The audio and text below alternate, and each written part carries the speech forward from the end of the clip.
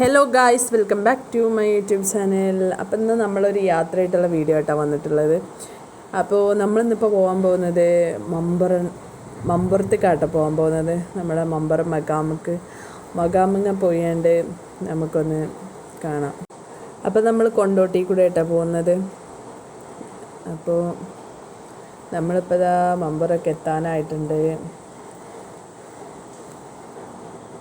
അപ്പോൾ നമ്മൾ മമ്പുറം എത്തിയിട്ടുണ്ട് കേട്ടോ. മമ്പുറത്ത് നമ്മൾ കാറൊക്കെ നിർത്തിയിടാനുള്ള ഇത് ഫ്രീ ആയിട്ടാട്ടോ, അതിന് പൈസ ഒന്നും കൊടുക്കണ്ട. അപ്പോൾ ഇതാ പുതിയ പാലം വന്നിട്ടുണ്ടല്ലോ നമ്മുടെ മമ്പുറത്ത്, ഇതാ അതിൻ്റെ മുകളിൽ കൂടെ തന്നെ. അപ്പോൾ ആ പാലം ആ പാലത്തിൻ്റെ അടിയിലൂടെയാണ് പിന്നെ നമ്മുടെ ഈ കച്ചവടങ്ങളൊക്കെ, ഇവിടെ കുട്ടികൾക്ക് വേണ്ട എല്ലാ സാധനങ്ങളും ഉണ്ട് കേട്ടോ. കളിക്കോപ്പുകളും വളകളും മിഠായിയും എല്ലാം ഉണ്ട്. അപ്പോൾ അത് പാലത്തിൻ്റെ ചോട്ടിൽ തന്നെയാണ്, പുറത്തും ഉണ്ട്. അങ്ങനെ നല്ല ഭംഗിയുണ്ട് കാണാനല്ലേ. എനിക്ക് നല്ല ഇഷ്ടമായി, കണ്ടിട്ട് എല്ലാം വാങ്ങാൻ കൊതിയാവുന്നുണ്ട്. കുട്ടികളെ കളിക്കോപ്പൊക്കെ കണ്ടിട്ടേ വാങ്ങാൻ കൊതിയാവുക. അപ്പോൾ നമ്മളെ ദിവസത്തെ ഇങ്ങനെ കണ്ടിട്ട് നോക്കണുണ്ട് കേട്ടോ. പക്ഷേ മൂപ്പരൊന്നും ചോദിക്കണമെന്നില്ല, വേണമെന്നൊന്നും പറയണില്ല. അപ്പം അങ്ങനെ നമ്മളിതാ നമ്മുടെ മഖാമിൻ്റെ അടുത്തെത്തി. അപ്പോൾ അത് സ്ത്രീകൾക്ക് പോകാനുള്ള വഴിയാണ്. അങ്ങനെ നമ്മുടെ മഖാം തങ്ങളെ അടുത്തെത്തിയിട്ടുണ്ട്, മഖാമിലെത്തിയിട്ടുണ്ട്. മലപ്പുറം ജില്ലയിലെ തിരൂരങ്ങാടിക്കടുത്തുള്ള മമ്പുറം എന്ന സ്ഥലത്തെ കടലുണ്ടിപ്പുഴയുടെ തീരത്ത് തന്നെയാണ് നമ്മുടെ മമ്പുറം മഖാം സ്ഥിതി ചെയ്യുന്നത് കേട്ടോ. പത്തിലധികം മഹാന്മാർ ഈ ഒരു മഖാമിനകത്താട്ടോ അന്ത്യവിശ്രമം കൊള്ളുന്നത്. ബ്രിട്ടീഷ് വിരുദ്ധ പോരാട്ടങ്ങൾ കൊണ്ടും ആത്മീയത കൊണ്ടും വളരെയധികം പ്രശസ്തി ആർജിച്ചിട്ടുള്ള ഖുത്ബുസ്സമാൻ സയ്യിദ് അലവി തങ്ങൾ ഈ മഖാമിനകത്താണ് അന്ത്യവിശ്രമം കൊള്ളുന്നത്. അവരാണ് മമ്പുറം തങ്ങൾ എന്നറിയപ്പെടുന്നത്. ഈ ഒരു മഖാം ബ്രിട്ടീഷ് അഗ്നിവേശ വിരുദ്ധ പോരാളികളുടെ സംഗമ സ്ഥാനമായതുകൊണ്ട് തന്നെ 1850കളിൽ മമ്പുറം മഖാം തകർക്കാൻ ഉള്ള ഒരു നീക്കം ബ്രിട്ടീഷ് അധികാരികൾ നടത്തിയിരുന്നെങ്കിലും അതിൻ്റെ പുറകിലുണ്ടാകാവുന്ന ഭവിഷ്യത്തുകളെ പേടിച്ചിട്ട് അവർ പിന്മാറുകയാണ് ചെയ്തിട്ടുള്ളത് കേട്ടോ. അങ്ങനെ ബ്രിട്ടീഷുകാരുടെ ഉറക്കം കെടുത്തിയിരുന്ന ഒരു ധീര യോദ്ധാവ് തന്നെയായിരുന്നു നമ്മുടെ മമ്പുറം തങ്ങൾ കേട്ടോ. അപ്പം നമുക്കിനി ഇവിടെ നിന്ന് ഇറങ്ങിയിട്ട് നമ്മൾ മമ്പുറം തങ്ങൾ താമസിച്ചിരുന്ന വീട് കാണാൻ പോകാം കേട്ടോ. ഇപ്പം അതാണ് നമ്മുടെ മമ്പുറം തങ്ങൾ താമസിച്ചിരുന്ന വീട്. ഇപ്പോൾ മുകളിലൊക്കെ ഓല മേഞ്ഞതാണ് കേട്ടോ. പിന്നെ മുകൾ ഭാഗമൊന്നും തേച്ചിട്ടൊന്നുമില്ല. അടിഭാഗം നമ്മളെ പിന്നെ അടിയത്തെ തട്ട് ഓട് മേഞ്ഞതാണ്, മുകളിലത്തെ തട്ട് ഓല മേഞ്ഞതുമാണ് കേട്ടോ. ഇതാണ് നമ്മുടെ മമ്പുറം തങ്ങളുടെ വീട് കേട്ടോ. ഇതിന് മുൻപിലൊരു പള്ളിയൊക്കെ കാണുന്നുണ്ട്, പള്ളിയുണ്ട്. അപ്പോൾ ഇതാണ് മുൻവാതിൽ, സിറ്റ് ഔട്ടാണിത്. നമ്മൾ കയറുന്നത് സ്റ്റെപ്പൊക്കെ കണ്ടില്ലേ. ഇതാണ് കേട്ടോ നമ്മുടെ മമ്പുറം തങ്ങൾ പിന്നെ താമസിച്ച വീട്.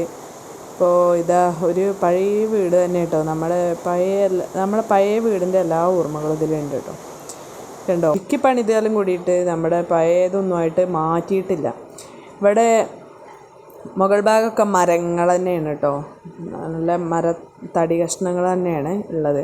ഇവിടെ ദാ ഇവർ ചന്ദനത്തിരി കത്തിക്കുകയാണ്. പിന്നെ നമ്മൾ ഇവിടെ ഇത് എന്താണെന്നൊന്നും അറിയില്ല, പക്ഷേ ചന്ദനത്തിരി കത്തിക്കാനുള്ള ഒരിതുണ്ട്, അതുകൊണ്ടപ്പോൾ ഇവർ കത്തിച്ച. അങ്ങനെ നമ്മൾ ഇതാ ഇതിൻ്റെ ഉള്ളിലേക്കൊന്ന് കയറി.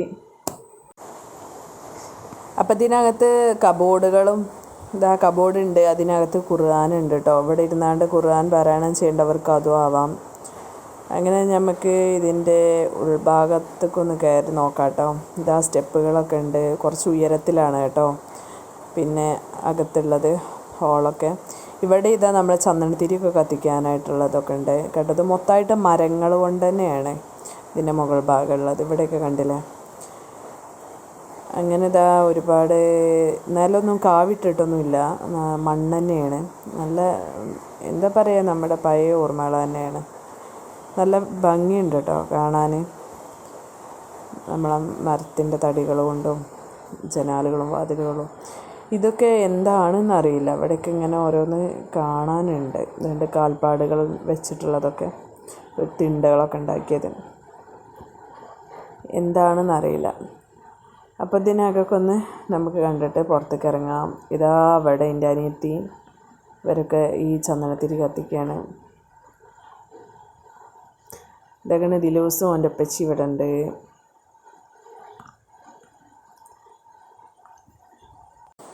ഇതിൻ്റെ പിന്നെ 2 തട്ടായിട്ടുള്ള മേൽക്കൂര നമ്മളത് പിന്നെ വൈക്കോൽ വെച്ചാണ്ടാണ് തോന്നുന്നത് കേട്ടോ. പുല്ല് തന്നെയാണ്. പിന്നെ അടിഭാഗം ഇങ്ങനെ ഓട് തന്നെയാണ് കേട്ടോ മെയിനായിട്ടുള്ളത്. അപ്പോൾ ഇതാ നമ്മൾ ഇവിടുന്ന് ഇറങ്ങുകയാണ്, ഇതിനകത്തുനിന്ന് ഇറങ്ങുകയാണ്, പുറത്തോട്ട് ഇറങ്ങുകയാണ്. ഇവിടെ മരക്കഷ്ണങ്ങളൊക്കെ ഉണ്ട് കേട്ടോ. ഇത് പുതുക്കി പണിതപ്പോൾ എടുത്ത് വെച്ചതാവും വേണമെങ്കിൽ. അതിൻ്റെ ബാക്കിയുള്ള മരങ്ങളാണ് തോന്നുന്നത്. അപ്പോൾ നമുക്ക് പുറം ഭാഗം കൂടെ ഒന്ന് കാണാം കേട്ടോ. അപ്പോൾ ഇവിടെ കൂജയിൽ വെള്ളമൊക്കെ വെച്ചിട്ടുണ്ട് കേട്ടോ. ഇവിടെ വരുമ്പോൾ ദാഹിക്കണവർക്ക് വെള്ളം എടുത്ത് കുടിക്കാം. കൂജയിൽ നല്ല തണുപ്പുള്ള വെള്ളം കേട്ടോ. നമ്മുടെ ഇതിൻ്റെ അടുത്ത് തന്നെയാണ് കിണർ വെച്ചിട്ടുള്ളത് കേട്ടോ. കിണറുണ്ട് ഇതിനടുത്ത് തന്നെ, ഒരുപാട് വെള്ളമുണ്ട് അതിനകത്ത്. അപ്പോൾ നല്ല തണുപ്പുള്ള വെള്ളമാണ് തോന്നുന്നത്. കൂജക്കകത്തുനിന്ന് ഞാനൊന്ന് എടുത്ത് കുടിച്ച് നോക്കി, അപ്പോൾ നല്ല തണുപ്പുണ്ട്.